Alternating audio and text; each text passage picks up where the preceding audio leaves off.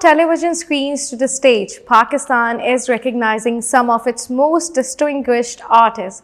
This year, 12 members of the entertainment industry have been selected for prestigious civil awards. Among them are Bilkis Bano Iftikhar Ahmed Thakur, Mahmood Aslam, Sania Saeed, Maria Wasti, Shazma Halim and Noorul Hassan, among others. But what do these awards actually mean?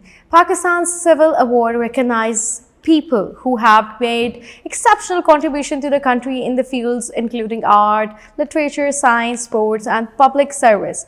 The Tamga-e-Imtiaz, meaning Medal of Excellence, is awarded for distinguished achievements and outstanding performance. For artists, it recognizes a significant body of work and a contribution that has left a lasting impact on Pakistan's cultural landscape.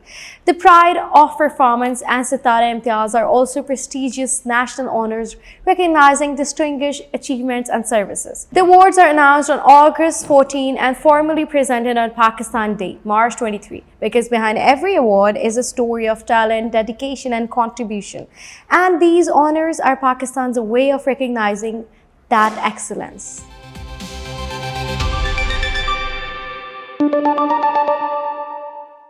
इस वक्त सूबे में बदअमनी है, बेतहाशा corruption हो रहा है और अपने करप्शन को छुपाने के लिए, अपने कुर्सी की दुआम देने के लिए ये आए रोज ये ड्रामे करते, कभी इधर जलसा, इधर इकट्ठे होकर जलसा, कभी उधर जलसा, क्या इंस्टीट्यूट मूवमेंट है और क्या क्या क्या हम खान को रिहा करते हैं।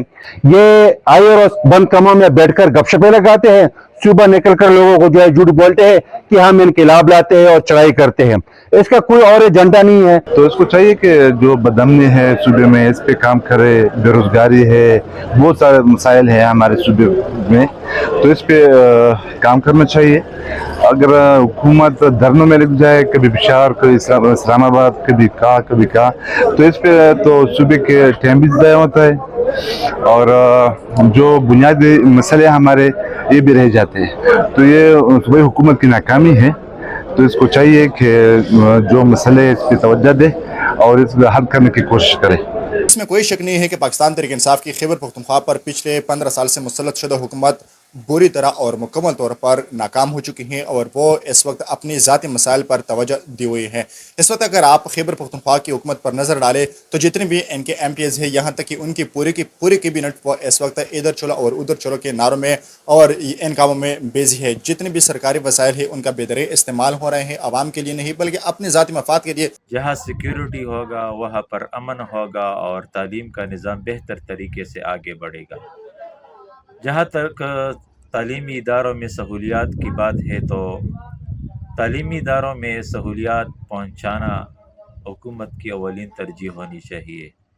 ख़ासकर दूर दराज इलाकों के तालीमी इदारों और ज़म अज़ला में जितनी भी तालीमी इदारे हैं वहाँ सहूलियात की इंतहाई शदीद कमी है। सिक्योरिटी के हवाले से ये बात है कि दीवारें ऊंची होनी चाहिए, CCTV कैमरे नस्ब होनी चाहिए और ज़िली इंतज़ामिया, महकमा तालीम और इलाके के मशरान, कम्यूनिटी, इन तीनों का आपस में मजबूत राबिता होना चाहिए। इसकी वजह से तालीमी इदारे का सिक्योरिटी महफूज रहेगा।